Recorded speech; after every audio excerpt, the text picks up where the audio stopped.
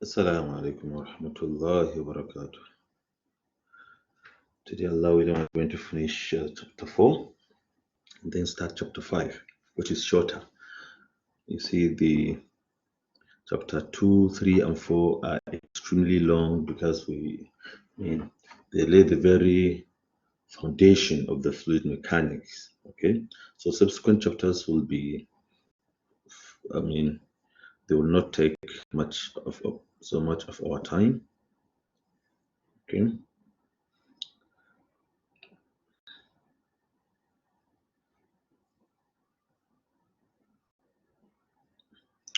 I started explaining static, dynamic, and stagnation pressures in the previous lecture yesterday, where we explained, the static pressure to be,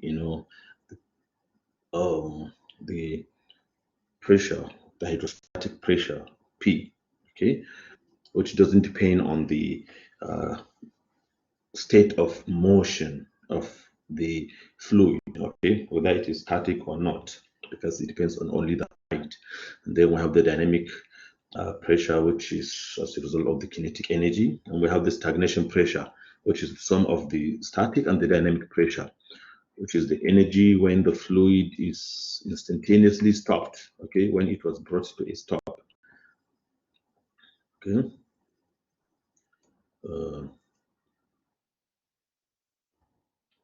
We explained all this yesterday,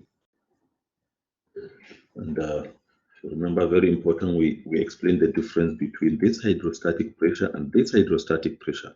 We call them all hydrostatic because they are rho g times height. But this height and this height are different. This is the height of within the fluid element. Okay, and this is the elevation of the fluid element above a given datum. Okay, and that is why we said this one rho g z, it decreases with z, decreases with height or with elevation. This one h, as h decreases, the pressure increases. While this one, as z decreases, rho gz decreases as well.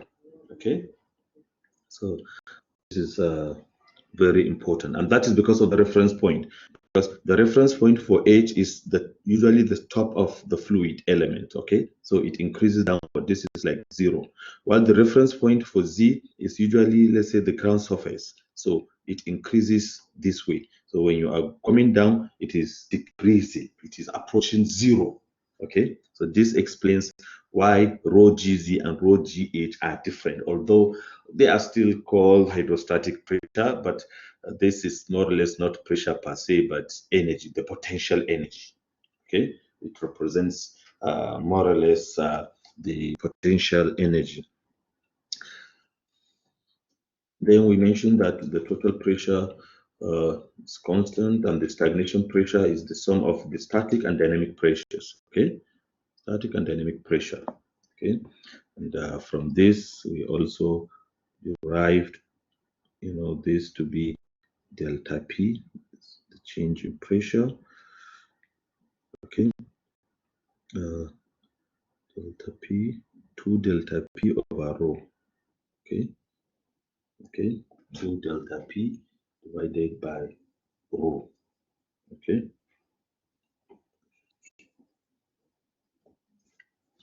and if you remember, okay, we are coming back to this equation after the next slide. Then we explain that the stagnation pressure represents the pressure at a point where the fluid is brought to a complete stop.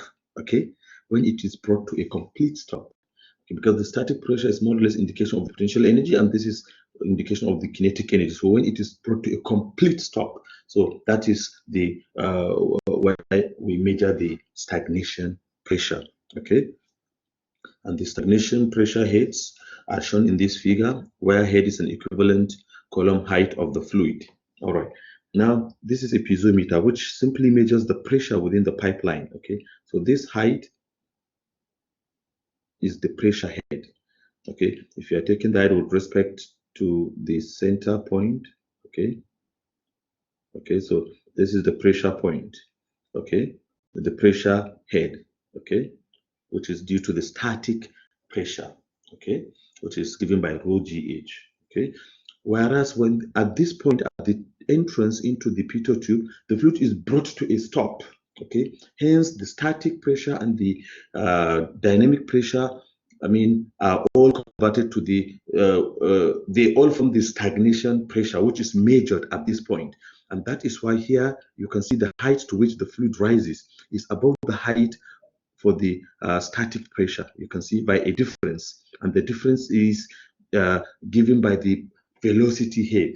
Okay, the difference is given by the velocity head, which is due to the dynamic pressure. Okay, the difference is due to the dynamic pressure, v squared over 2g, which is the velocity head. So you can see from this, the pitot tube essentially measures the velocity head. This is when you have a pipeline. Okay, this is when you have a pipeline.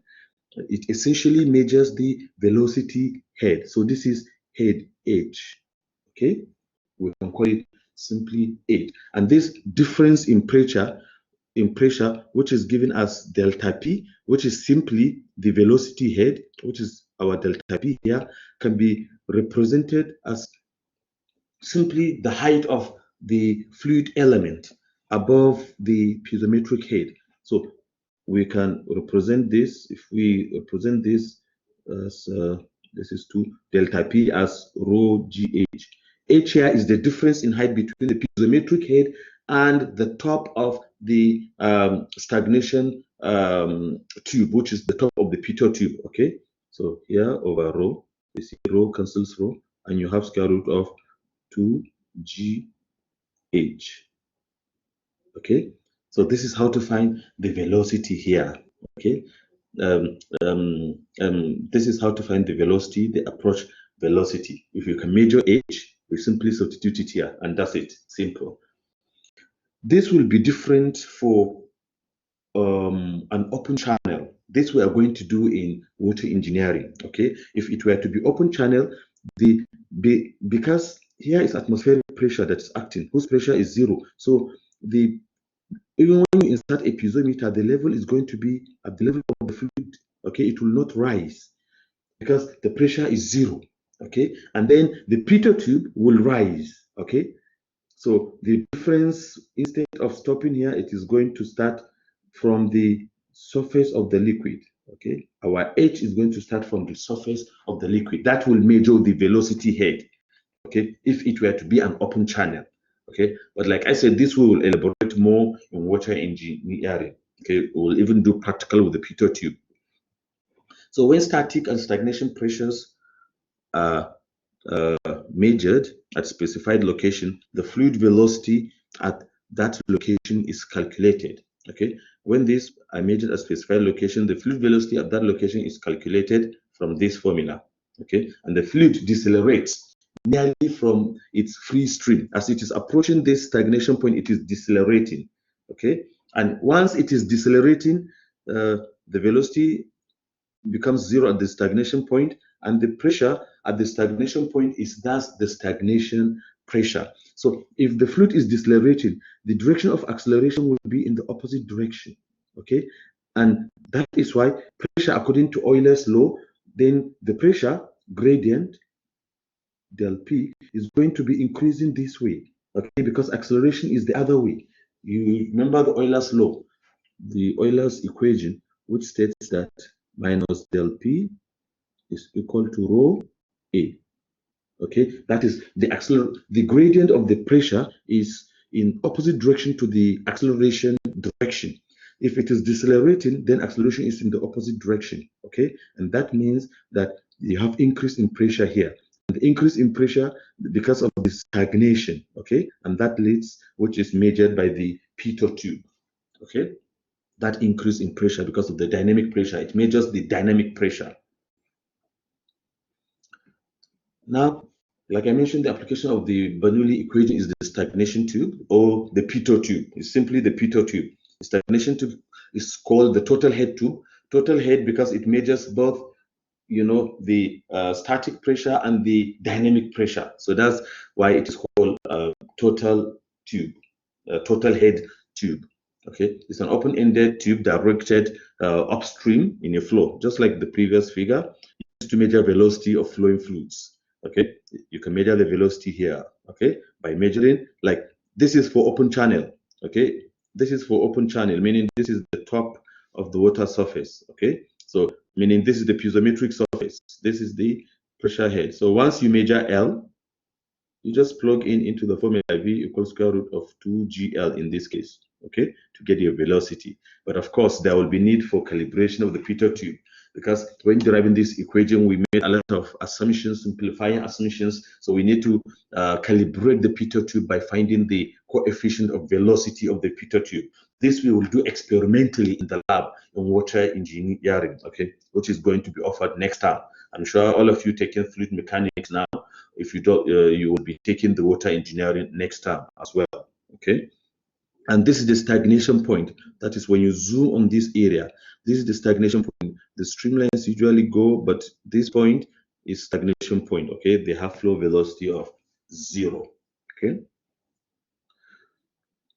So based on the same principle as the stagnation tube, we call it the Pitot tube or stagnation tube. It is just one and the same thing, but it is much more versatile than the stagnation tube. It can also be used in pressurized pipes. Okay, a static pressure tap is simply a small hole drilled into such a wall, such that the plane of the hole is parallel to the flow direction. It measures the static pressure. We are going to show it. Okay, this is the static pressure hole. This is the stagnation pressure hole. Okay, and this for the static pressure hole, where you can just put a pipe. Okay, so it measures the static pressure.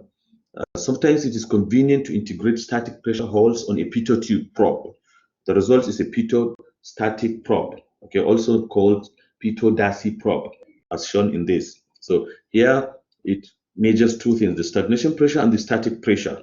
Okay, the static pressure tap, they measure the static pressure, which is simply, okay, P. Okay, and then the stagnation hole or pressure hole measures both the static and dynamic pressures. Now let's take a simple example to demonstrate the application of the Pitot tube, okay, or the stagnation point. Here we have velocity measurement by a Pitot tube, which is exactly similar to what we'll be doing in the lab. In the lab, we will have an open channel flow, we'll have a Pitot tube, we'll have flow taking place, and we want to measure the velocity of flow, okay, and we will be using the Pitot tube. Now, a piezometer and a Pitot tube are tapped into a horizontal water pipe. So this is a pipe, okay, as shown in the figure. So you have the piezometer. So this is the static pressure, okay, or the pressure head, okay, and this is the stagnation pressure head, okay, which is given by the difference. The difference between the two gives the velocity head, okay, and it's shown to measure the static and stagnation pressures, okay, for the indicated water column heights. Determine the velocity at the center of the pipe, okay, so that is like at point 1. Solution: the static and stagnation pressures in a horizontal pipe are to be measured, and the assumptions here that the flow is steady and incompressible, which are all valid, and that points 1 and 2 are close enough together that the irreversible energy loss between these 2 points is negligible. Okay, so there is negligible energy loss, and hence we can use the Bernoulli equation. Okay, so it is very simple. We write the pressure equation for point 1 and 2 and then substitute into the Bernoulli equation. For point 1, the pressure equation rho gh. What is h here? Okay, from here, so it's going to be, the h is going to be h2 plus h1. Okay, for point 2, which is this point, is going to be h1, 2, 3. Okay, simple. And then they are at the same elevation if we consider the center line to be the datu, so z1 equals z2, okay, and the velocity at the second point, because the stagnation point is 0, then we write the Bernoulli equation in head form. Okay, z1 equals z2, v2 equals 0, and then we substitute p1 and p2. Okay, you can see this reduces, this simply reduces into, you know, what we derived before, v equal to delta p over rho. Simple. And delta p is p1 minus is going to be P2 minus P1, okay? P2 minus P1, so which is what we substituted here. And then at the end, when you divide everything, you end up with H3. And H3 is the velocity head. It's representing the velocity head, okay? Which is simply this one, okay? So V1 is just equal to 2gh3, and h3 is the height above the piezostatic pressure, okay, which represent the velocity head, okay. So you can simply just substitute, plug in h3 here and get your velocity, okay. But this is just like derivation and taking, the problem from the beginning. Note that to examine the flow velocity, all we need is to measure the height of the excess fluid column in the pitot tube compared to that in the piezometer tube. Like I said, if this were to be an open channel, okay, when you insert the piezometer, okay, you don't need the piezometer, you only need to insert the pitot tube, and the height of water above the water surface is measured, okay, as h. So you only need to use this h and plug it into this equation to get your velocity. Very simple. Okay. Oh, Alhamdulillah. Now we are done with chapter 4. Okay. We will move to chapter 5 now. Any question?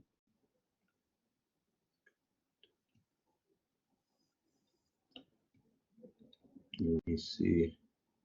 Oh, today I have just 10 guys out of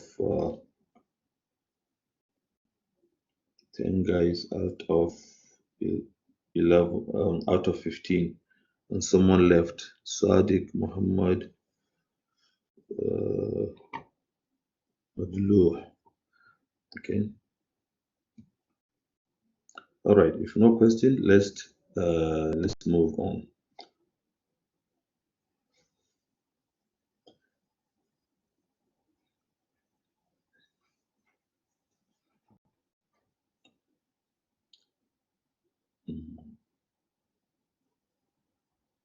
Let's move on to the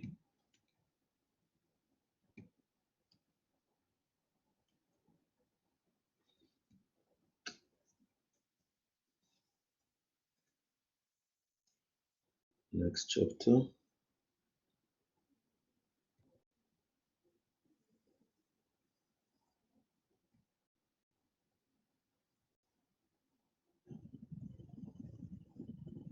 Let me share it with you.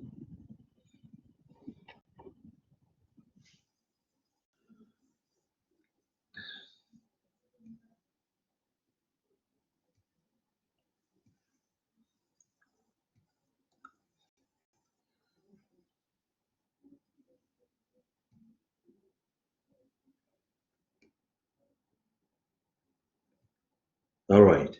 Here we'll look at volume, controlled volume approach and continuity equation. I've started looking at the controlled volume before, but here we'll look at some other aspects of it. Okay. In this, we have the conceptual knowledge, procedural knowledge, and some applications that we are going to learn all in this chapter. Okay. So, volume control approach and continuity equation. How do we characterize flow rate? Flow rate can be characterized using either the volume flow rate Q, which we also call discharge. Okay, volume flow rate because Q is volume per unit time. Okay, the amount of flow in volume, the volume passing through a given at a given time. Okay, the volume passing through a given cross section at a given time. Okay, so that's why it is called volume flow rate. Okay, so it is volume per unit time. So at a given cross section, what is the volume that is passing at a given time? Okay, so the total volume that passed through a given cross section or through a given control volume divided by the time will give the volume flow rate. And the mass flow rate with m dot, the dot here simply indicates the time rate of change of the mass. Okay, it's now measuring the mass passing per unit time. Okay, is measuring the change in mass, passing per unit time. Okay, so it's simply the mass per unit time, or dm dt, if we want to make the differential, that is the amount of mass passing in a unit time. Here, the amount of volume passing in a unit time. So this is volume flow rate, this is mass flow rate. And the volume flow rate, like I defined before, is the ratio of the volume of fluid that passed a specific area in a given time, or controlled volume. Okay, so the volume of fluid through a cross-sectional area over the time interval. Okay, so the unit is going to be unit of volume. SI unit is MQ, time is seconds. So it's going to be meter per second. Okay, as the unit. Okay, and of course, if we divide this meter per second, we can divide it into meter times meter over second. Meter per second, this is velocity. So it is also, that's why it is also written as meter square is area, meter per second is velocity. Okay, so that's why Q is equal to, by definition, volume per unit time, and is also equal to area times velocity, AV. Okay, yeah, this is exactly what we have, and we have seen how it is derived. V is the volume of fluid. Oh, okay, I need to change this to this. Okay, this is the volume of fluid. Let me take note of the correction. Yeah. So this is the volume of fluid. Then this is the velocity of fluid. Of course, A is the cross-sectional area. Okay, and volume, Q is the volume flow rate or discharge. Okay, we call it volume flow rate, or just flow rate or discharge. Okay.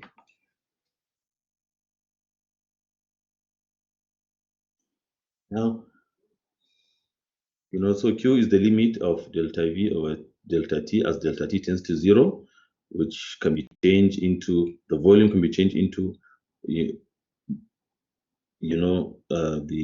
area times velocity over delta times delta T over delta T, okay, which is just VA. Okay, this we have shown how it is derived before. And this is, if you have the fluid element here, this is the cross-sectional area.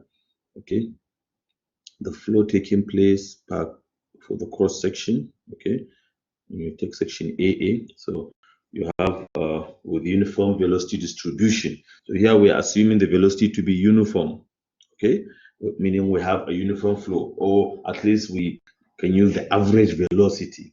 Okay, the average velocity of flow. What about when we have variable velocity? Equation 5.2 is based on a uniform velocity distribution. Based on uniform velocity distribution. Consider a flow in which the velocity varies across the section, which is usually the case for all instance. I mean, for most of problems, the velocity is variable. So when velocity varies, when we consider a small element, dA here, okay, the flow rate is VdA, which is denoted by this strip, and this is the velocity variation, okay? The blue shaded region shows the volume of fluid that passes across the differential area of the section, and the dq, that is the small flow rate taking place in this small area, is the velocity of that strip times dA.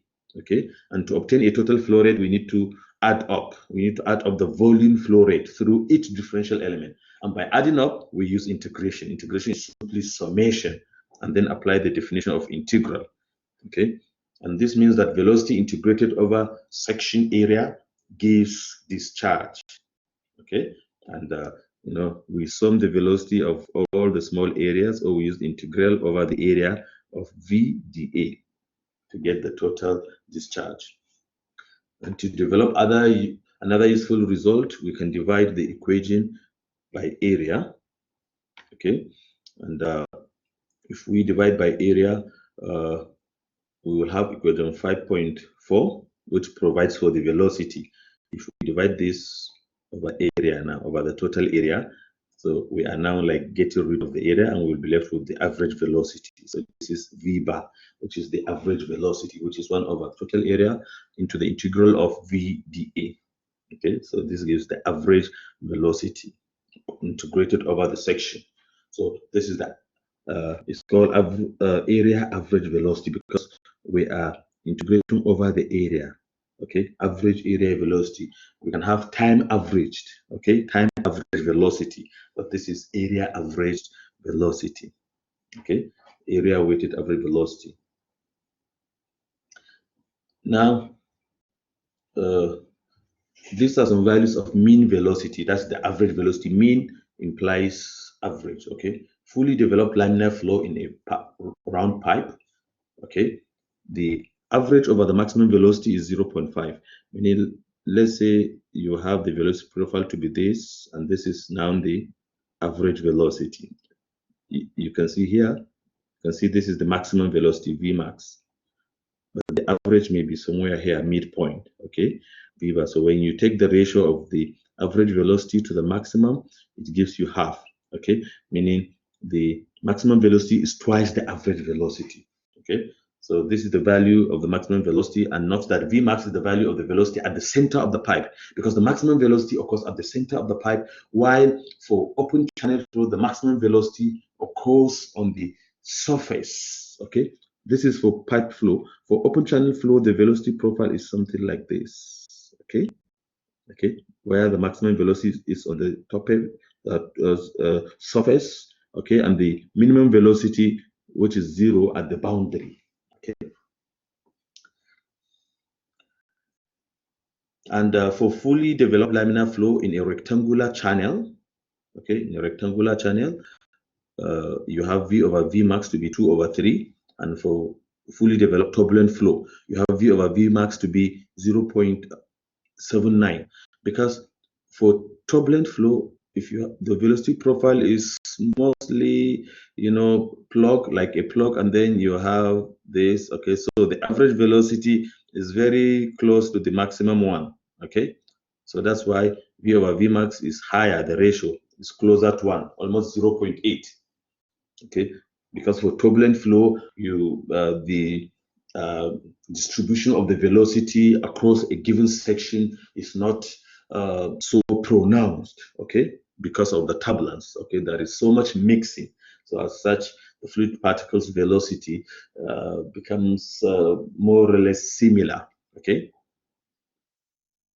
Still on the variable velocity, equation 5.4 can be generalized by using the concept of the dot product. You remember in statics, you were introduced under chapter 2, under vector algebra, the dot product.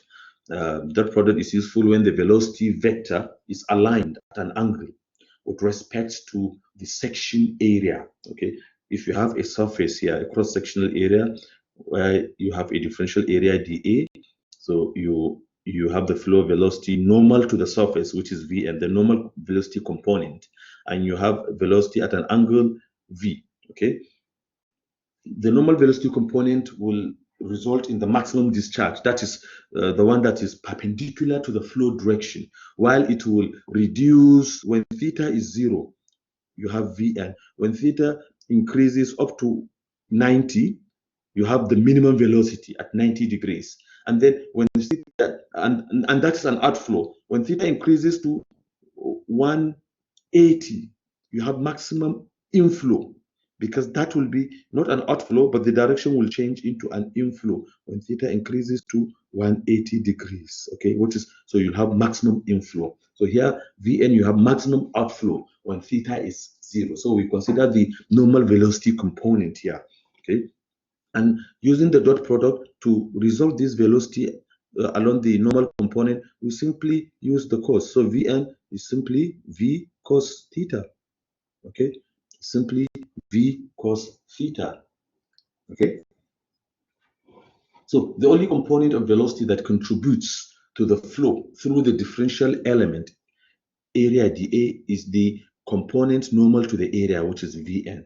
Okay, is the one contributing to the flow through that normal element, or we can say is the one contributing to the maximum flow. Okay, is one contributing to the maximum flow through the element dA. Okay, and the differential discharge through dA is given by, now dQ is Vn dA. Okay, using the normal component.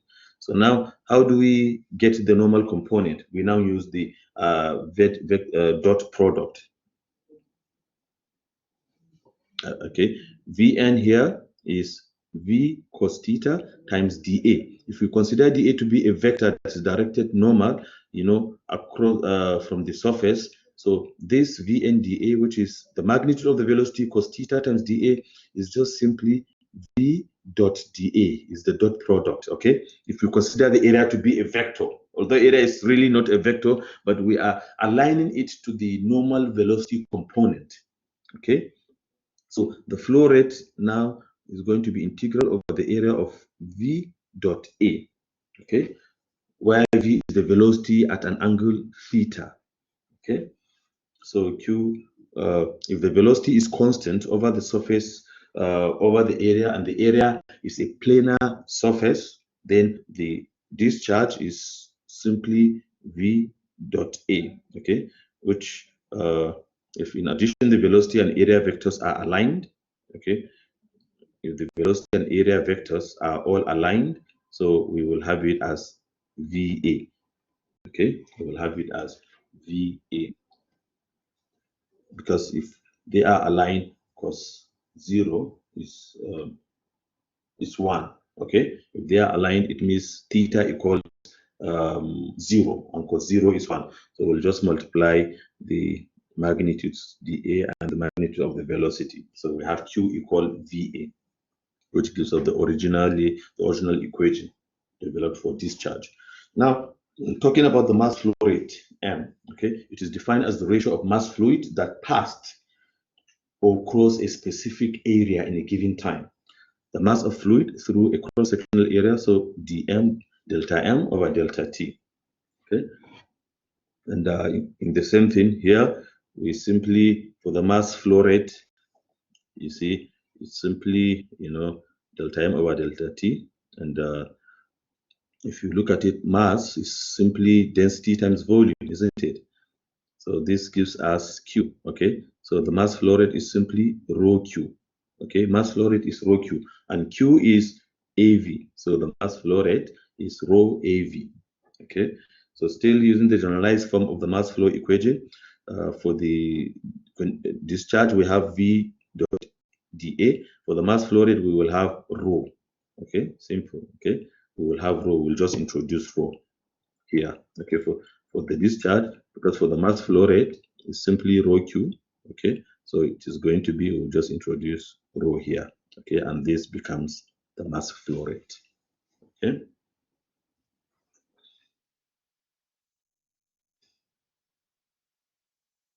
So these are the equations, the summary of the flow rate equations. Okay, and they are also called continuity equations, which are derived from the law of conservation of mass. Okay, where you have no. Okay, it is now that we'll go into the conservation of mass equation. So the volume flow rate, now Q is equal to this, which is simply the mass flow rate over density. Okay, which is this. Okay, the mass flow rate is rho AV. V bar is the average velocity, and which is given by this dot product.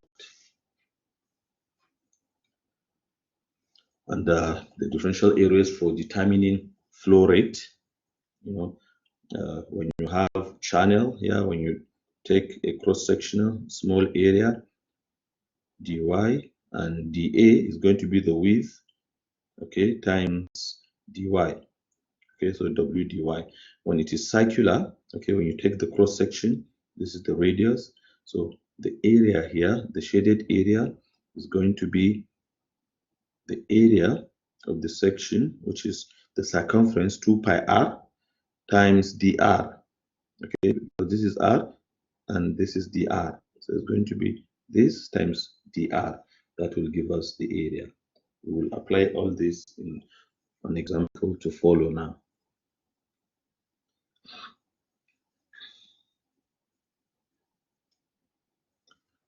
Now, in this example here, I want to apply the flow rate equations to a flow of air in a pipe. Okay, and the problem statement is that air that has a mass density of 1.24, we know the mass density of air is about 1.24, very small compared to that of water, 1000.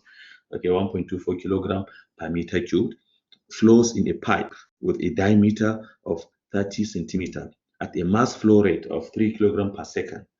What are the mean velocity and discharge? Okay, what are the mean velocity and discharge in this pipe for both systems of units? Okay, so this is the representation. We have the diameter, we have the density of air, and the mass flow rate. Okay, we want to find the velocity and discharge. Okay, and simply we have the mass flow rate, so we use m dot equal rho q. Okay, and for the discharge we use q equal av. Sorry, for the from here we can find the discharge, and then we can plug it here to get the average velocity. Okay, so from here we have the mass flow rate, we have the density, so we get q. Okay, using this one. Okay, so having obtained q, once we get q, we can now obtain v. Okay, because the area can be calculated pi d squared over 4. The diameter has been given. Okay, so v bar is simply q over a. Okay, so we substitute to get the velocity. Very simple and straightforward. Now this is another one in which we want to calculate the volume flow rate by applying the dot product now. Okay, so here we have water that flows in a channel that has a slope of 30 degrees Celsius, 30 degrees. Okay, if the velocity is assumed to be constant, 12 meter per second, and if a depth of 60 centimeter is measured along a vertical line, the depth is measured along a vertical line. This is the depth of flow, not the along the from the bottom. Okay, so this, so to measure this, so we need to resolve it. Okay, what is the discharge per meter width of the channel? Okay, so we want to get the discharge per meter width, and here we have two ways. Either to use AV, we know the velocity, but the area, we find this component. If this is 30, what is y? Okay, y will simply, if we call d here, if we call this d, y will simply be d cos 30, d cos theta. Okay, so we now have, and the area now will simply be breadth times y. Okay, but it says per unit width, so b is 1, so it's going to be q is going to be q over b, which is normally represented as small q, which is going to be yv. Okay, and which is going to be d cos 30 times the velocity. Simple. Okay, and this is exactly what we have here. Okay, when we apply the dot product. Okay, because here v is va, v dot a is va cos theta.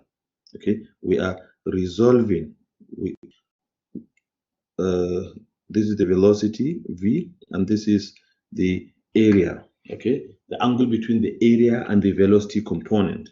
Okay, or simply we are getting y, which is the depth of flow from the bottom, parallel from the bottom, channel bottom. Okay, and this is now the flow per unit width, so meter cube per second per meter. Okay, so this involves a channel flow, and a flow is a channel flow when a liquid, usually water, flows with an open surface, okay, exposed to air under the action of gravity. So we call it channel flow or open channel flow. Okay, the discharge per unit width is usually designated as small letter q. Now, this is a case whereby we want to still determine the flow rate by integration, where the velocity is a variable, okay, where the velocity varies with the depth, okay. So we are not using average velocity in this case. So here we have the water velocity in the channel shown in the accompanying figure has a velocity distribution across the vertical section. This is the velocity distribution, u over u max equal y over d to the power of half. You can see I told you this is the minimum velocity and this is the maximum, which is at the top, because this is open channel flow. For pipe flow, it will be something like this, okay, which is maximum at the center line. Okay, the velocity is maximum at the center line. So here we have the velocity distribution, u, a function of y, because d is a constant, which is the depth. Okay, u max, maximum velocity, is also a constant, which is provided already, 3 meters per second. So u is simply a function of the depth. Okay, and we want to do, the question here is what is the discharge in the channel? Okay, what is the discharge in the channel? And the discharge here, when we consider small element across y, okay, so it's going to be that small area dA. So the area dA is going to be dy times the width. Okay, so dA here is going to be the width, is going to be w dy. Okay, and because velocity is varying over the section, we apply the integral form, which is integral of v dA over the area. Okay, and what is our velocity? This is our velocity function. Okay, and what is dA? dA is given by w dy. So we just plug them here. Okay, which is this dy. So we differentiate this with respect to y. D is constant, u max is constant. Okay, so we have integral of y from the bottom, which is when y is 0, up to the top when y equals d. So we have to set the limit of integration. You can see from the bottom to the top of the water surface when y is equal to d, because d is the depth of the water. Okay, so that's why we're integrating from 0 to d. And integrating y to the power of half is simply adding 1 to the power and multiplying by the new power. Okay, so half plus 1 is 3 over 2, and when you divide by the new power, this becomes y to the power of 3 over 2 divided by 3 over 2. So it comes out as 2 over 3. And then we substitute the values when y equals 0 and when y equals d. Okay, this is what we have. And then we plug in the other values, w, u max, d, and get the discharge. Simple. Okay, so this is a simple case in which we have a variable, we were given the velocity distribution, and in which we have to use the integral form. We have to integrate and try to find the discharge over the section. Okay.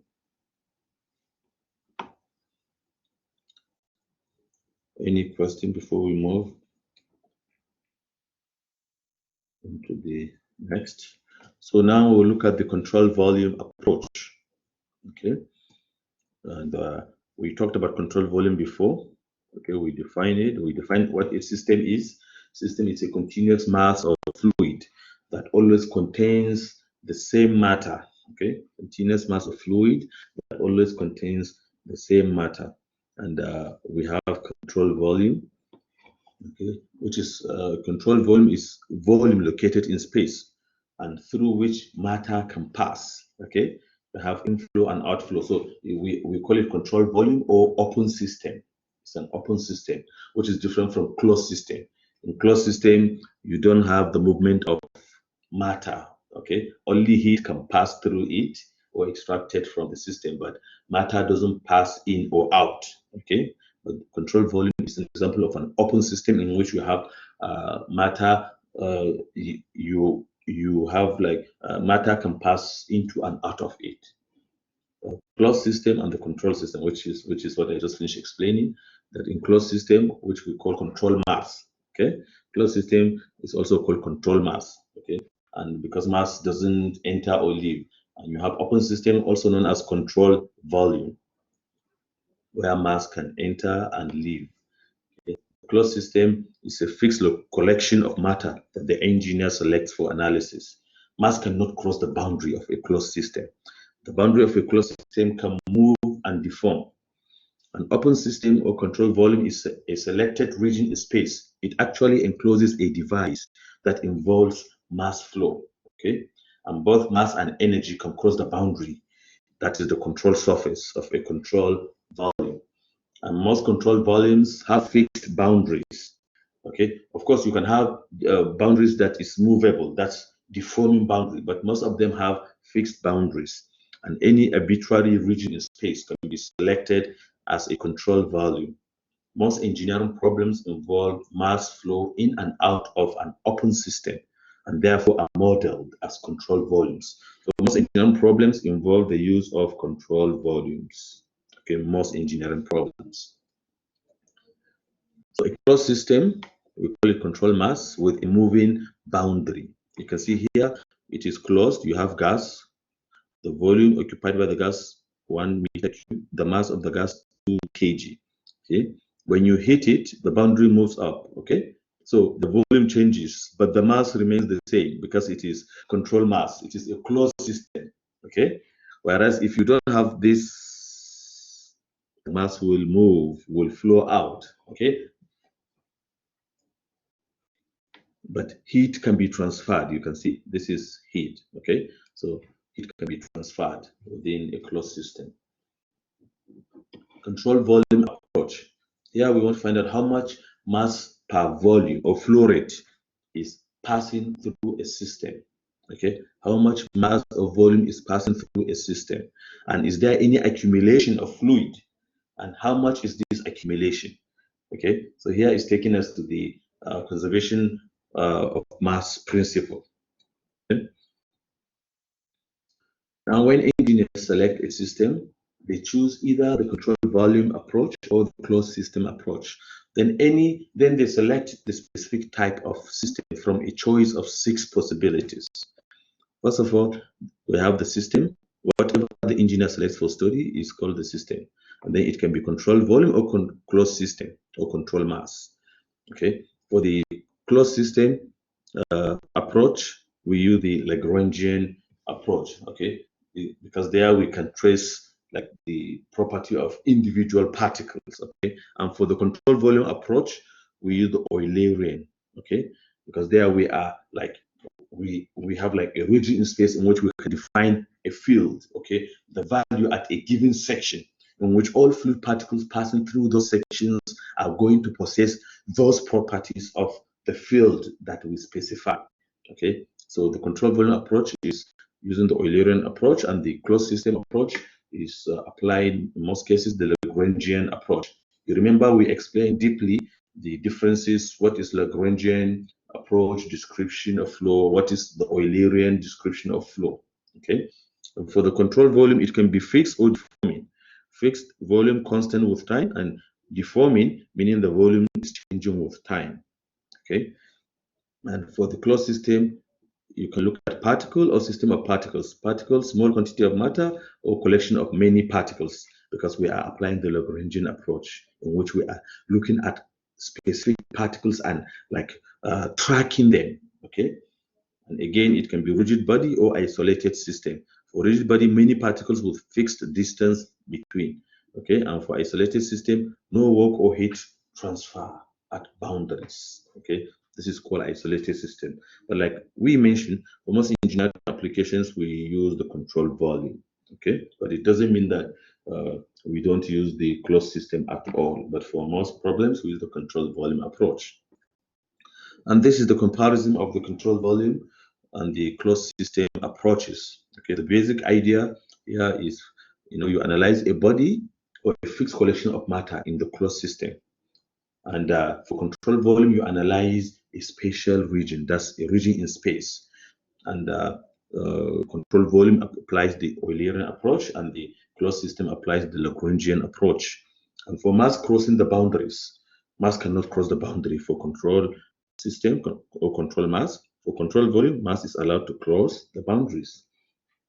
And for the quantity, the mass of the closed system must stay constant with time because there is no change in mass, always the same number.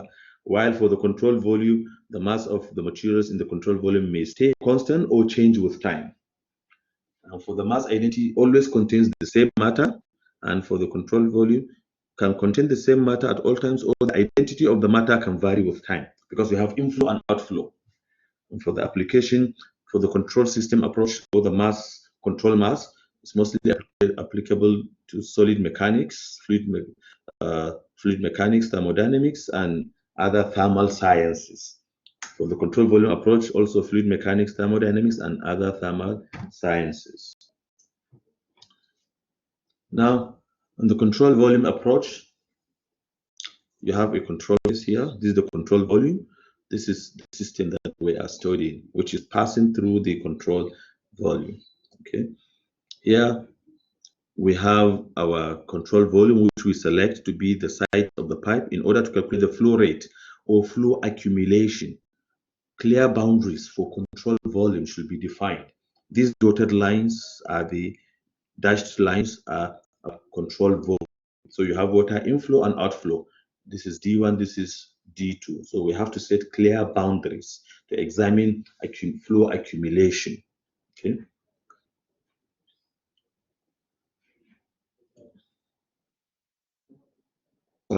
Let's take a break for a few minutes. So when we come back, we will look at the intensive and extensive properties, which we had discussed them before. Okay, we discussed them before.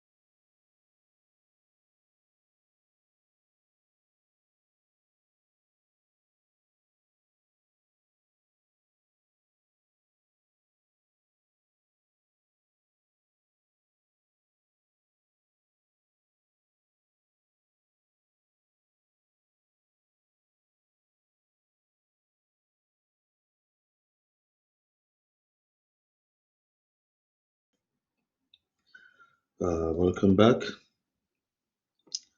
Let's continue. Okay, now I have 12 in the class, so 3 are absent.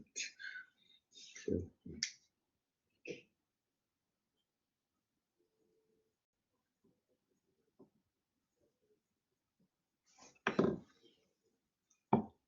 all right, let's move on.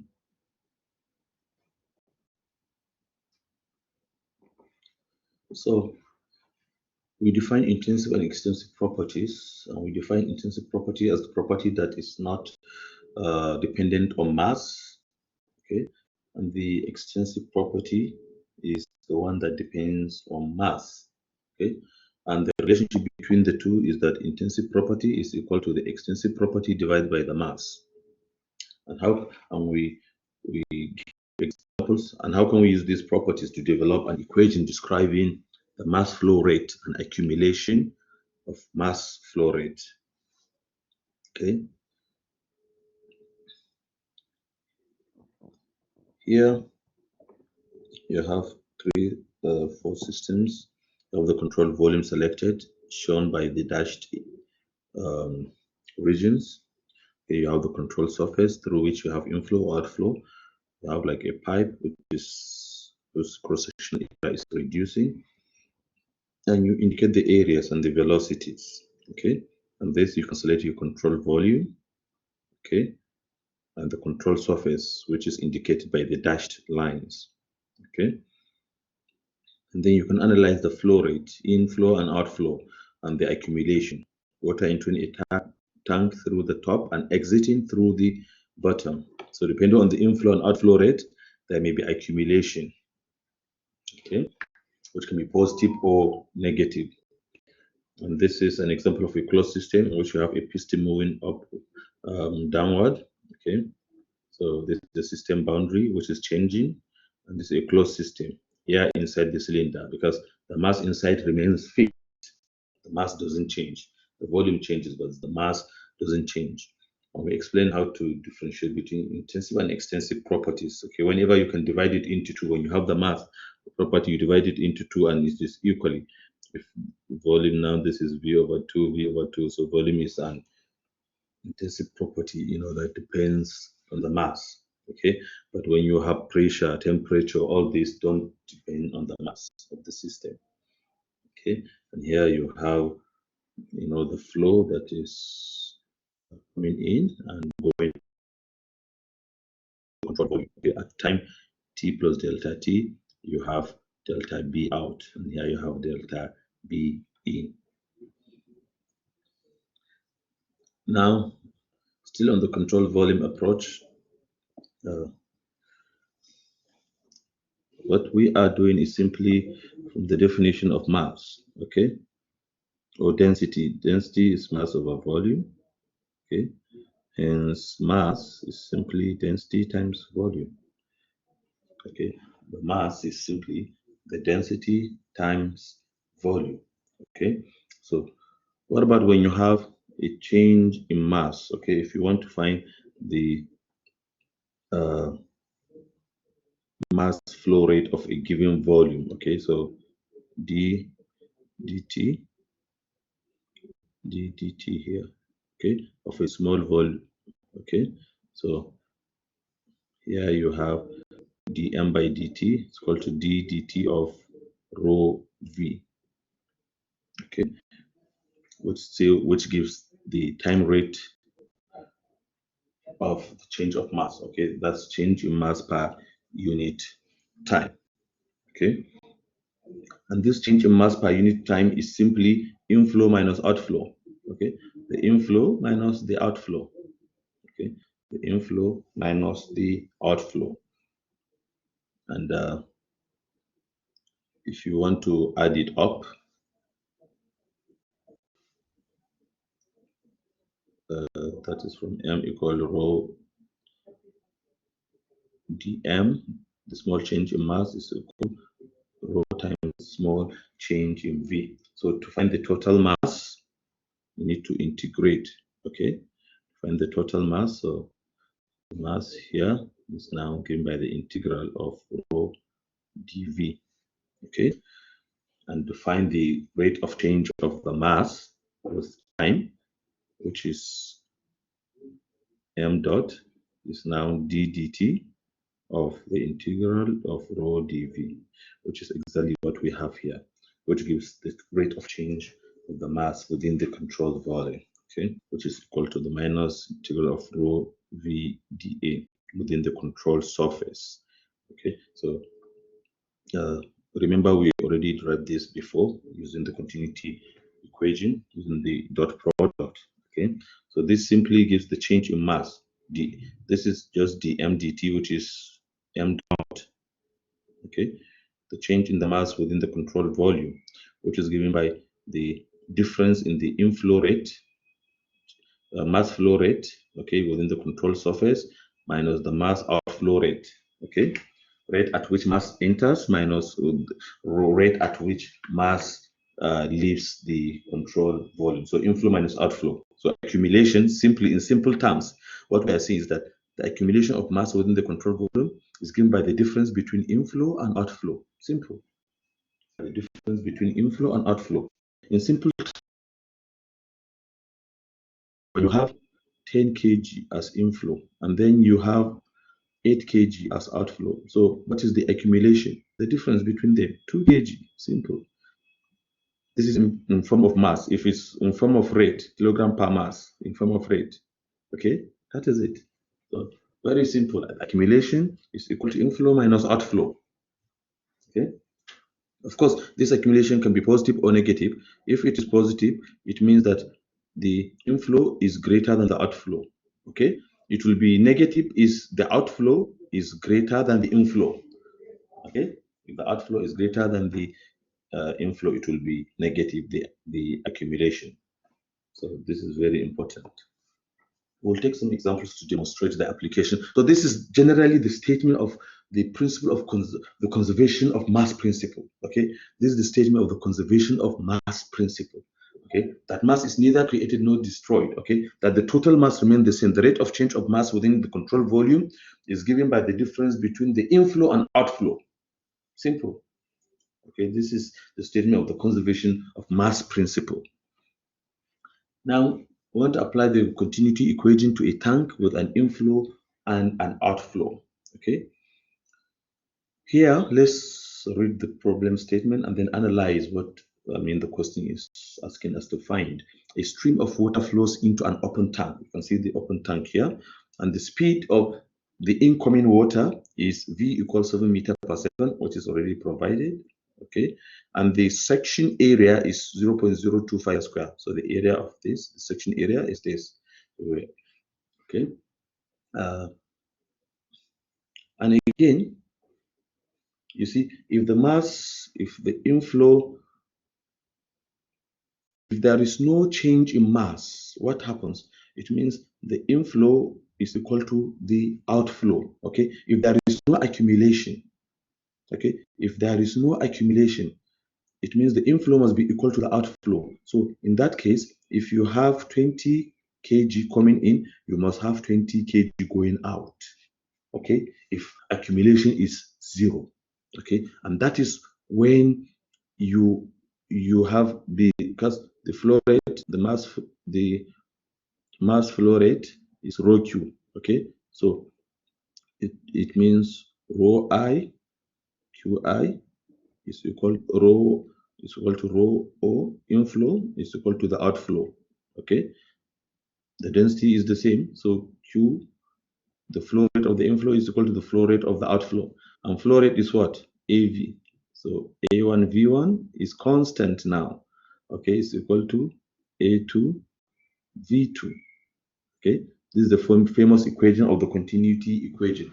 That is when you don't have accumulation, when accumulation is 0. Okay, so what is going out, coming in, must go out. So in that case, a1 v1 is equal to a2 v2.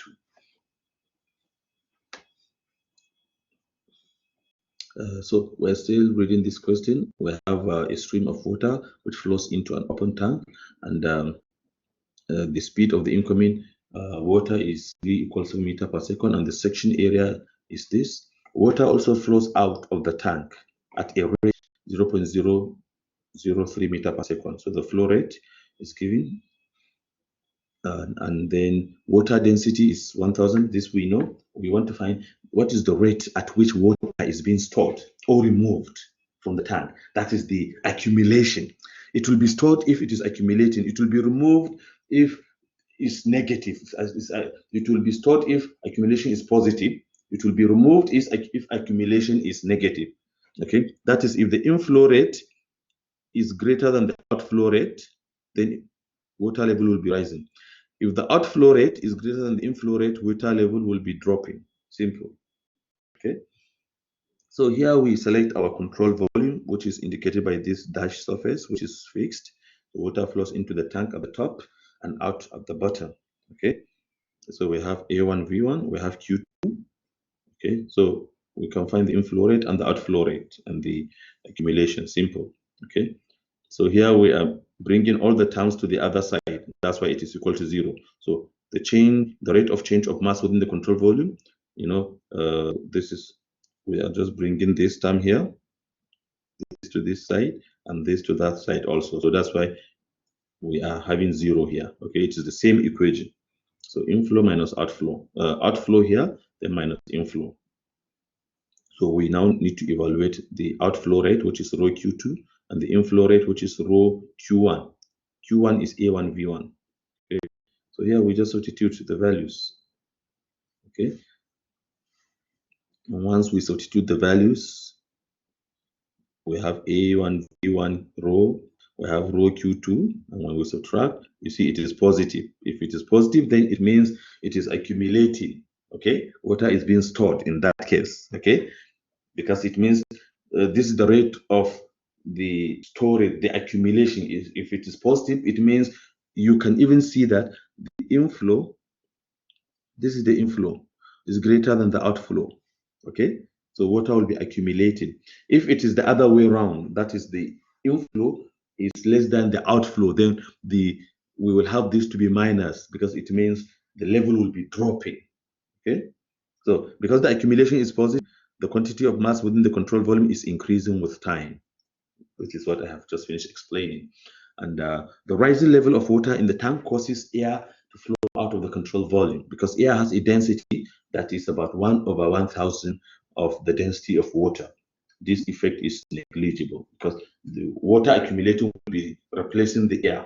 Okay, and because water has density greater than that of air, so it can replace it, it can push it away. So still on the control volume approach, okay, this is the general equation in the integral form, and this is the simplified equation, which is a statement of the conservation of mass principle. And this is in simple terms, accumulation is equal to inflow minus outflow. Okay, the rate of accumulation of mass inside a control volume is given by the rate at which mass enters the control volume minus the rate at which the mass leaves the control volume. So this is the mass balance. Okay, this is the main idea behind the mass balance. Okay, mass balance. And this is the summary, a table giving the summary of the continuity equation. Okay, which is the mass balance equation. Okay, we call it mass balance or continuity equation. Okay, they all, the rate at which the mass changes. Okay, plus the rate of inflow minus outflow is 0, which is also given here, or which can be given in this form. Okay, so all these are the three equations or three forms of the continuity equation or the mass balance equation. This is the general value for any problem. This is the simplified form, useful when there are well-defined inlet and outlet ports. Okay, and this one is usually for pipe flow form. Okay, valid for flow in a pipe. Okay, in which you have the accumulation to be 0 in that case. Okay, and for gases, density can vary, but the density must be uniform across the two sections. And for liquids, the equation reduces to this because of constant density, because rho 1 equals rho 2. Now we'll apply the continuity equation now, or the mass balance equation, okay, to some of the problems that we have. So here I want to apply the continuity equation to calculate the rate of water rise in a reservoir. Okay, a reservoir, is usually a body of water stored behind a dam. In Saudi Arabia, as I mentioned, as you are going to learn later in water engineering, it does not possess good water, surface water resources, okay, in form of, let's say, rivers, streams. Of course, it is surrounded by seas, okay, the Arabian Gulf, the Red Sea, and all that. But within the kingdom, I mean, you don't have like rivers, streams, and lakes, okay? So you may not know exactly what a dam is, but you might have seen one, maybe in movies, some videos and what have you. So a dam is used to create a pool, to store a pool of water, which can be used for power generation, for water supply, or other purposes, or flood mitigation. Okay, so here you have a river that discharges into a reservoir at a rate of 400,000 feet cubed per second. And the outflow rate from the reservoir through the passages in a dam, this is the outflow, okay? The outflow rate is also provided, 250,000 cubic feet per second. So you can see the inflow rate is greater than the outflow rate. So definitely water will be ponding, there will be rise in the level, okay? The storage is positive, okay, because the inflow rate is greater than the outflow rate. If the reservoir surface is 40 miles squared, what is the rate of rise of water in the reservoir? What is the rate of rise of water in the reservoir? So here we have our control volume. We have three sections: section 1, section 3, section 2. Section 1 is the inflow section, section 2 is the outflow section, section 3 is where we will have the water rise, because the level of the water will be increasing with time because of the increase in the storage. And that happens because the outflow rate is less than the inflow rate. Okay. So here we have the area, we need the velocity to find the outflow rate, which is V3. Okay, which is the speed at which water surface is rising. And we will select the continuity equation because the problem involves flow rates and accumulation of mass in a reservoir. And we already sketched everything, so we use the simplified form of the continuity equation. Okay, so we analyze each term. Here we are assuming that the mass flow, the mass into the control volume is constant. Okay, meaning that dmd is constant. Okay, that the mass control volume, the mass control volume is constant. But then we are analyzing the other two terms, which is inflow minus outflow. For the inflow, for the outflow, we will consider 2 and 3 as the outflow because this is increasing. Okay, this is increasing. Okay, so in other words, we can also take this. Okay, this is the outflow rho Q2 at this point, and this is rho Q3 at this point. And for the inflow, we have rho Q1. Okay, rho Q1 in this case. So here we just substitute into this equation. Okay, and we will have this. We have Q1, Q2, A3. So we can find V3. Simple. When we find V3, it gives us 0.48 feet per hour. So this is the rate at which the water surface is rising. Okay. So this is when we consider that the mass in the control volume is constant. Okay. The mass within the control volume to be constant. Now, okay. Let's quickly look at this example also. Here we have to apply the continuity equation to predict the time for a tank to drain. You have water, a 10 centimeter jet of water, okay, 10 centimeter jet of water issues, that is the diameter. 10 centimeters is the diameter of the water, issues out from 1 meter diameter tank. The diameter is 1 meter. assume the Bernoulli equation applies. So the velocity in the jet is root 2 gh. This we already know, like through an orifice, where h is the elevation of the water surface above the outlet, which is this one. Okay, how long will it take for the water surface in the tank to drop from h not equal 2 meter to the final? Okay, we don't know the height, okay, but we want to find out when it will drop from 2 meter to 0.5 meter. Okay, and we were told that the Bernoulli equation applies. Okay, so here this is our control volume, and we want to find t, the final time, okay, when it will drain from h naught to hf. And we select the continuity equation here by recognizing that the problem involves outflow and accumulation of mass in a tank. Okay, there is accumulation of mass in a tank in this case. And also note that the continuity equation will need to be integrated because this problem involves time and a defined initial state, final state. So we need to integrate. And we scale the control volume that is defined so that the top surface area is coincident with the surface level of the water. This with the dashed line we indicated, and we sketch this in the situation diagram. And we apply the continuity equation, the rate of change of mass, accumulation, okay, and analyze each term. So the mass in the control volume, okay, the total mass in the control volume is given by the density times the volume, okay, the density times pi d squared times h, and then dm dt. Now we now differentiate this with respect to time.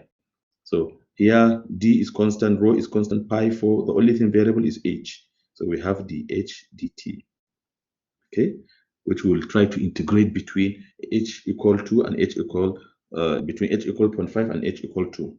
So this is our dm dt. Now let's analyze the inflow. The inflow is 0 and the outflow is, because we don't have any inflow but we have outflow, so the inflow, which is this term, is 0. And what is the outflow? The outflow is rho a1 v1. Okay, rho is the same, the area, because we were given, the diameter, and v1 is given by this in terms of h. And then the remaining is to substitute in this, to substitute everything. You see, you have dh dt. Okay, and then we try to simplify, pi over 4 cancels out, density, because it's incompressible, cancels out, so we are left with this. Okay, so we can now take cross multiplication to, this is h over h. Okay, and this is dt, we leave dh and then we integrate. Okay, when we take dt here, we now integrate. This is from time 0 to the final time, and this is from h naught to hf. Okay, and when we integrate here, we only have that's integrating 1 over root h. We have this integrating t dt. There is no term in t, so we'll only have t, tf, from 0 to t. And then here we substitute h naught and hf, which is simple mathematics, simple integration. Okay, sin tf. And when we make tf the subject of the formula from this one, we have this. And only plug in the values to get the time. Okay, so this is more or less like application of calculus. Okay, now in this example also we are applying the continuity equation in a variable area pipe. You can see the area changes here. Okay, you have a 120 centimeter pipe which is in series with a 60 centimeter pipe. Okay, the speed of the water in 120 centimeter pipe, which is here, is 2 meter per second. What is the water speed in the 60 centimeter pipe? So here we select our control volume, where we have 2 points, 1 and point 2, diameter d1, d2. We have v1, we want v2. Very simple. So here there is no accumulation. Okay, so the flow rate is the same. Q1 equals Q2. Simple. That means and the mass flow rate, okay, M1, the mass flow rate M1 is equal to M2. So inflow equals outflow. There is no accumulation, okay? There is no accumulation in this case, okay? So when there is no accumulation, the MDT is now equal to 0, okay? So you have rho A1 V1 is equal to rho A2 V2. So this density will cancel because it is the same. So you have A1 V1 equal A2 V2. And you can simply make V2 the subject of the formula because you can find A1 over A2 because they are all pipes. So it is pi d squared over 4. Okay? So it will be reduced into this. Okay? Here is actually pi d1 squared over 4 divided by pi d2 squared over 4. So pi over 4 cancels out. So you have d1 over d2 all squared. Okay, so that is why you have it here. That's why a1 over a2 is simply replaced with d1 over d2 squared. Okay, so this is how it is obtained. It's actually obtained by dividing a1 over a2, which are all circular in nature. Okay, and the area of a circle is pi d squared over 4. Now, this is another problem in which we want to apply the Bernoulli and continuity equations to flow through a Venturi. Okay, to flow through a Venturi meter. Okay, water with density 1000 flows through a Venturi meter as shown. We know Venturi meter has a constriction. You can see it constriction in the middle where water fluid particles are accelerated. You have a pressure gauge here that is attached, connected across two taps in the pipe section, and the throat section, which is section 2. This is the throat section. It's called throat. And the area of the ratio of the area of throat to the area of the pipe is 0.5. And the velocity in the pipe is 10 meter per second. That is V1. Okay. The velocity in the pipe is 10 meter per second. Find the flow. Okay. Find the pressure difference across the gauge. Find the pressure difference recorded by the pressure gauge. Assume the flow has a uniform velocity distribution and that viscous effects are negligible. Viscous effects are not important. Okay, so here we want to find the pressure difference recorded by this gauge, which is delta P. And we know the pressure is going to reduce because as it comes here, it accelerates. So the pressure will be lower in the throat. Okay, so we want to find the pressure difference recorded between this point and that point. Okay, and here water flows in Venturi meter and the area ratio is 0.5. We have V1 to be 10 meter per second and we are assuming uniform velocity distribution. Okay, and here we're applying the Bernoulli equation between the 2 points, point 1 and point 2, assuming no loss of energy. And then we need to analyze the two terms. Okay, P1, what is P1, what is P2? P1 is with respect to Z1 and P2 with respect to Z2. Okay, and then we simplify this V1, V2, and then we use the continuity equation. Okay, because there is no accumulation. So Q1 is equal to Q2. Okay, so we now replace with the area ratio, the velocity ratio with the area ratio. Okay, this is obtained from A1 V1 equals A2 V2. So here V2 over V1 is now equal to A1 over A2. Okay, so that's why we replace V2 over V1 squared is equal to A1 over A2 squared. Okay, and don't forget that the areas between the two sections has been provided, okay, at the beginning to be 0.5. So we just replace it. A1 over A2. Though the ratio here is A2 over A1, which is 0.5. So what is going to be A1 over A2? So A1 over A2 is 1 over 0.5 now, which is equal to 2. So that's why here you have 2. Okay, and the V1 is already provided, and then we find the difference in pressure, okay, which is 150 kilopascal between P1 and P2. And definitely, you know that P1 is greater than P2. Okay, P1 is greater than P2. Why? Because the velocity accelerates. Acceleration is in this direction. Okay, hence the pressure gradient will be in the opposite direction. Okay, so the pressure will reduce with the velocity because the velocity increases. Okay, so pressure decreases. Okay, so here P1 is PG1 and PZ2 is PG2. Okay, so delta P, which is the pressure difference between these 2 points, is essentially P1 minus P2, which is 150 kilopascal. Now, this is another example in which you will have to look at, okay, at your own time. I'll just give you some hints. You have flow, water flowing at A, B, and C. Okay, here is the velocity. Here at C is the velocity, and here we want to find the velocity here.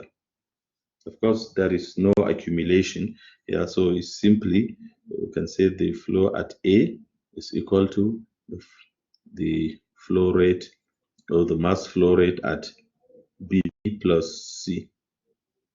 Okay, at B plus C.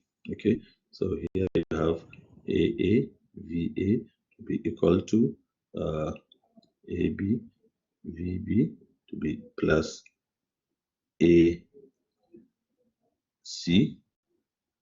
V. Okay, AC is equal to AA. Okay, because it is the same size, same diameter. Okay, so here, you know, AA, you can find AA, which is pi d squared over 4. VA is 6. AB, you can find from the diameter, 2 meter diameter, V is 4. Okay, and AC is equal to AA. And you can find V here. So V is simply AA, VA minus AB, VB divided by AC. Okay, and that's it. And this is the use of the continuity equation. Okay, and this is very simple.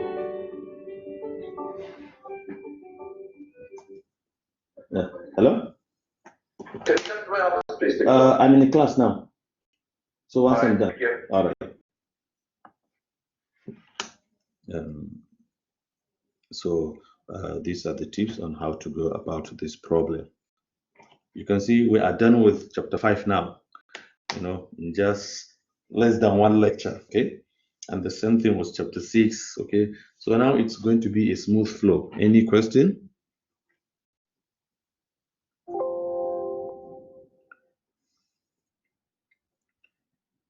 Chapter 6 is going to be on momentum equation. We'll look at, I think I already, any question on this? Because I was not expecting to finish everything in this session, in this class session. 6 is going to be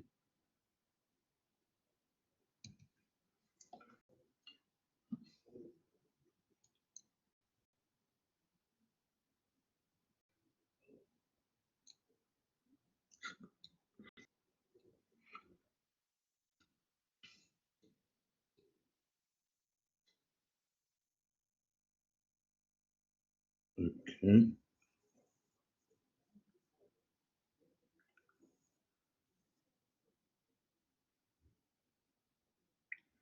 Okay, if you don't have any question, then I think we can simply start some things on the momentum equation.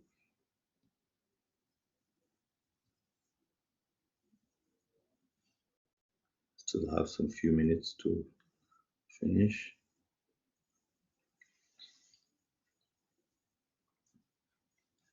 So momentum is simply mass times velocity. Okay, this we know from Newton's second law. You remember I took my time to go over the Newton's laws of motion, first, second, and third law.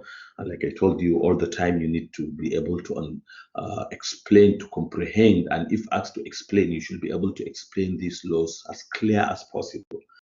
Okay, so momentum is simply the okay, let me put it in presentation mode. Mass times velocity, or mass times change in velocity. Oh,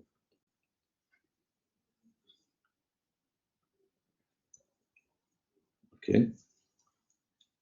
And deriving the momentum equation, from what we did before, the summation of all the external forces is equal to the rate of change of mass. Okay, this is V rho dV. Okay, V rho dV, and which is the rate of change. V here is velocity, and this is mass. Okay. Okay, sorry, and this is volume. Okay, so rho dv is the mass, and v dt is the rate of change of uh, velocity. So this is now the rate of change of momentum. In the Newton's second law, if you remember, I said it can be defined as being equal to the rate of change of momentum. Okay, rate of change of momentum, which is simply m dv dt. Okay, and this is exactly what we have here. The rate of change of momentum within the control volume ddm of mv. Okay, rate of change of momentum is equal to the accumulation of momentum, or the difference between inflow and outflow. Okay, outflow minus inflow. Okay, so in summary, the main idea is that the sum of forces acting on the matter that is inside the control volume is given by the time rate of change of momentum of the matter inside the control volume, which is the momentum accumulation, plus the net momentum flow. Okay, so the net force is equal to the momentum accumulation plus the net momentum flow. The momentum flow is given by outflow minus inflow. Okay, this is the general idea. That is when you have a moving particle, okay, which is acted upon by several forces. Okay, so those forces can be algebraically summed up to be equal to the momentum accumulation plus net momentum flow. That is the summary. Okay, and we are going to see exactly how to apply all these equations to problems. Now, what are the steps for a force and momentum diagram? You have a force diagram and momentum diagram. The recommended method for applying the momentum equation is called the visual solution method, VSM. We apply the VSM for water flowing out of a nozzle, section 1 and 2. And step 1, we write the momentum equation and select a control volume as usual. And step 2a, we represent the force terms. Sketch a force diagram, which is FD, to illustrate the forces acting on the matter inside the control volume. And a force diagram is similar to a free body diagram in terms of how it is drawn and how it looks. Okay, so a force diagram is similar to a free body diagram. A free body diagram is a Lagrangian idea because there we are considering a particle. Okay, whereas a force diagram is an Eulerian idea. That is the reason the different names. Because if you remember in statics, we use FBD because we are considering particles. Okay, but we use force diagram in the Eulerian approach. Okay, so FD and FBD, they are just similar. Okay, all the rules that in sketching free body diagram applies to the FD diagram, the free body force diagram. And to draw the force diagram, we sketch the control volume and sketch the external forces acting on the control volume. Okay, and the weight vector W represents the weight of the water.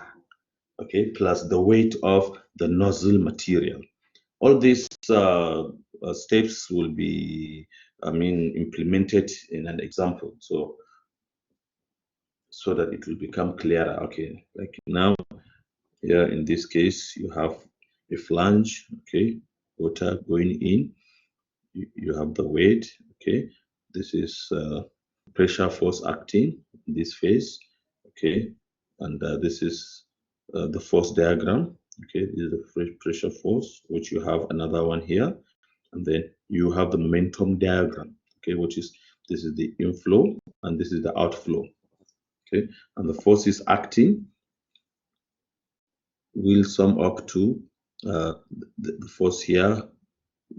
We have the pressure force plus the weight, okay, plus the weight, okay, and then plus Fy, which is the vertical component of the force, okay, and then this should be equal to the rate of change of momentum, which is inflow momentum minus the outflow, okay.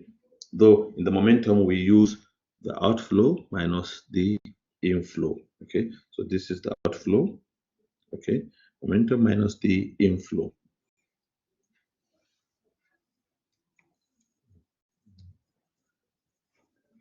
So here let's analyze the forces. The pressure vector, okay, which is symbolized with PA, A1, P1, which is the pressure force, represent the water in the pipe, pushing the water through the nozzle. And the force vector symbolized with Fx and Fy represent the force of the support that is holding the nozzle stationary.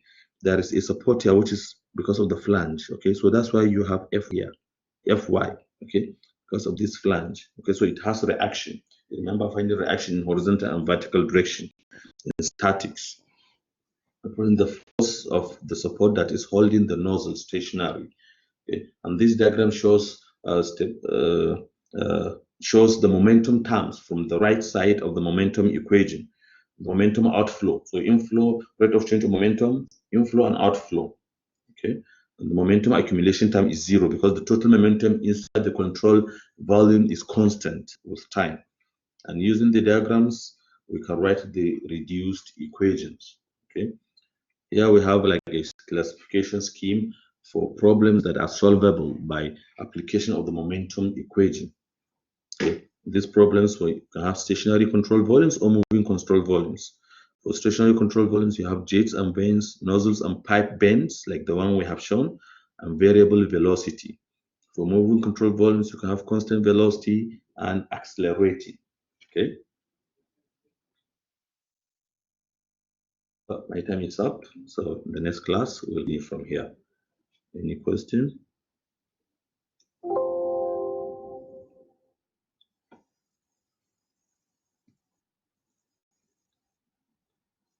So now I have 30 minutes. Someone joined late. And again, I have 12. So who is joining late? Okay. Who joined late? Why do you join late? Because joining late means it's tantamount to being absent. Don't join late again. Okay. All right. See you next week. Next week, I'm hoping we should have a quiz. Okay. We should have a quiz. I will let you know where it is going to cover. Okay. And next week, your major 2 grades will be available. Okay. I finished grading, but we are asked to wait till next week before we make the grades available to you.